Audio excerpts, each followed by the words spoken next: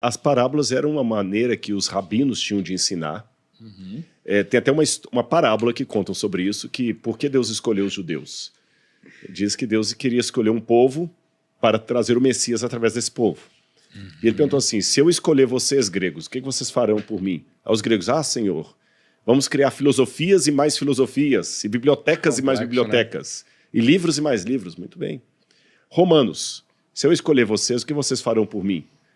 Nós somos construtores, vamos fazer pontes, estradas, estátuas, um monte de coisa para o Senhor. Muito bem. Aí estava o judeuzinho lá no canto. E vocês, judeus? Bom, a gente não sabe fazer essas estátuas, essas pontes igual os romanos, nem tem tanto livro igual os gregos, mas a gente é muito bom para contar a história. Se o Senhor escolher a gente vai contar para todo mundo. Não deu no outro, o Messias nasceu judeu, né? E quando você pega essas histórias, você vê que elas dialogam com todo mundo. Criança ficava perto de Jesus, adulto. E elas têm uma sensibilidade tão grande. Eu acho que pelo menos uma, eu poderia, em 1 minuto, dar uma explicação aqui, porque essa parábola é muito conhecida. Galera que está em casa, do filho pródigo. Tá. Eu vou contando enquanto... Galera, a parábola do filho pródigo. Essa parábola do filho pródigo, ela está em Lucas. E Jesus conta o seguinte, para quem não conhece, vou resumir aqui. Certo pai tinha 2 filhos. E eu acho que essa parábola tem tudo a ver com o PrimoCast, porque ela conta de negócios, de família e tudo mais. Certo pai tinha 2 filhos. O mais moço chegou para ele e falou assim, pai, eu quero a parte dos bens que me compete, eu quero a minha parte na herança da família. E o pai dividiu os bens entre o filho mais moço e o filho mais velho. O filho mais moço, juntando tudo que era seu, partiu para uma terra distante e lá gastou todo o recurso da família, todos os dividendos. Ele gastou todo o dinheiro que o pai tinha dado, com mulherada, bebida, balada, droga, tudo que você pode imaginar. Depois que ele gastou tudo, veio àquela terra uma grande fome. E esse filho, agora desesperado, correu para alguém lá, pedindo emprego, ninguém dava nada para ele. Aqueles amigos da farra, quando ele tinha dinheiro, caíram fora. E ele foi morar no meio dos porcos. Foi a única coisa que ele conseguiu. Um cara falou assim, olha, eu deixo você morar com os porcos e quando eu jogar comida para os porcos, você briga com os porcos e pega um pouco de comida para você. E lá no meio dos porcos, aquele filho pensou, gente, quantos trabalhadores de meu pai têm pão com abundância e eu aqui morro de fome? Eu já sei o que eu vou fazer.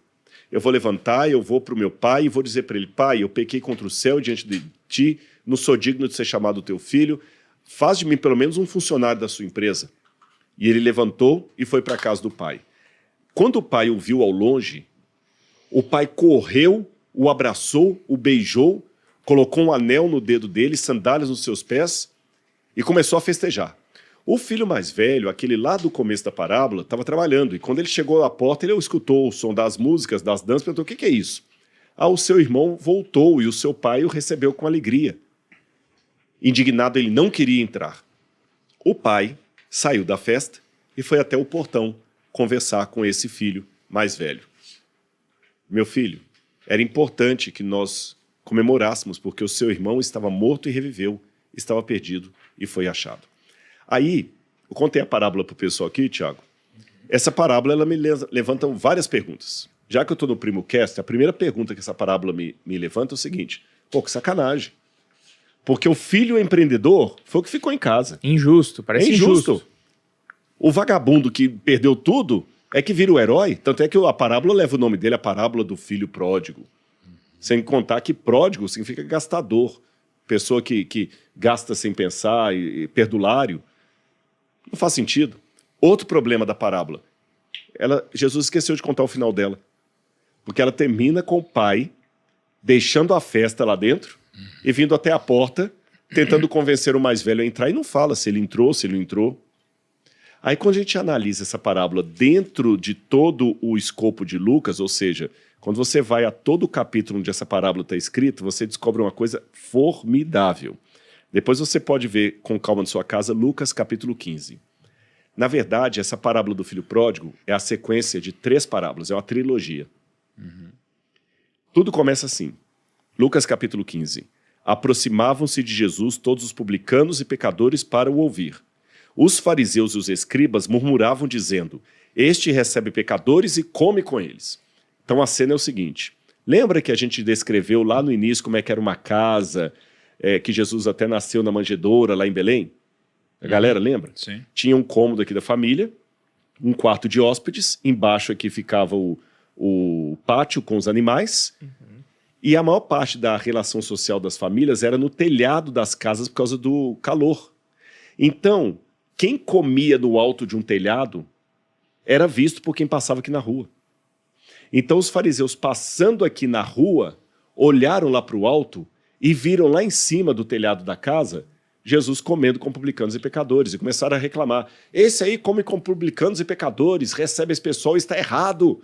Começaram a gritar. Jesus sai de lá de cima, desce as escadas, deixa os publicanos e pecadores lá na mesa, desce, vem até a porta e fala com eles assim, vocês estão chateados? Eu vou contar 3 historinhas para vocês. Aí ele conta primeiro a história de uma ovelha que se perdeu. Ele fala assim, um homem tinha 100 ovelhas, Muito bom, perdeu uma ovelha, largou as 99 seguras aqui e foi para o deserto atrás daquela que tinha se perdido. Quando achou, ele ficou feliz. Pois assim também é no céu. Há mais festa por um pecador que se arrepende do que por 99 justos que não precisam de arrependimento. Vou contar outra historinha para vocês. Uma mulher tinha 2 moedinhas. E para quem não conhece o contexto, essas moedas eram o seguro de vida da mulher, tá? Não vou entrar em detalhe não, mas perder aquela moeda era perder a apólice de seguro de vida dela. O marido morreu, o que ela tinha era aquilo. Aí quando ela perdeu uma das moedas, ela varreu desesperadamente a casa dela até achar a moeda dentro de casa. Quando ela achou a moeda, ela ficou tão feliz que foi comemorar com as amigas. Aí Jesus repetiu, assim também é no céu. Há muita felicidade e festa por alguém que estava perdido e se acha. Aí vem a trilogia. Agora eu vou contar uma outra parábola para vocês. A parábola de um pai amoroso e 2 filhos perdidos. Como assim? A primeira parábola trazia... Opa! A primeira parábola... a parte de Jesus batendo nos vendilhões é depois. A primeira parábola era a parábola de um animal perdido fora do rebanho. Correto? O animal sabia que estava perdido, porque o animal sabe quando está perdido. O cachorro, você tem o cachorro lá, se o seu cachorro se perder, ele sabe que está perdido, tanto é que ele tenta voltar para casa. Sim. Então tem a realidade de alguém perdido fora e que sabe que está perdido. Na segunda parábola da moeda, eu tenho a realidade de alguém que estava perdido dentro de casa, porque a moeda foi perdida dentro de casa. E moeda é um objeto, moeda não sabe que está perdido. Então se na primeira eu tenho alguém perdido fora e que tem a consciência que está perdido, na segunda parábola eu tenho alguém perdido dentro e que nem sabe que está perdido. E na terceira parábola, chamada parábola do filho pródigo, que eu prefiro chamar de a parábola do pai amoroso e os 2 filhos perdidos, você tem a realidade do filho pródigo, que à semelhança da ovelha, estava perdido fora e sabia disso, e o filho mais velho, que estava perdido dentro de casa e nem tinha consciência disso. E no final dessa parábola, Jesus, de maneira magistral, ele termina a parábola do filho pródigo falando que o pai estava à porta tentando convencer o filho mais velho a entrar e comemorar com ele. Jesus estava onde? À porta de uma casa, conversando com escribas e fariseus, tentando convencê-los a entrar e comemorar com os publicanos e pecadores que estavam lá dentro. Olha lá. Cara, que incrível, Eu dei só um resumo, assim, para você ver a profundidade dessa... Não, é muito profundo.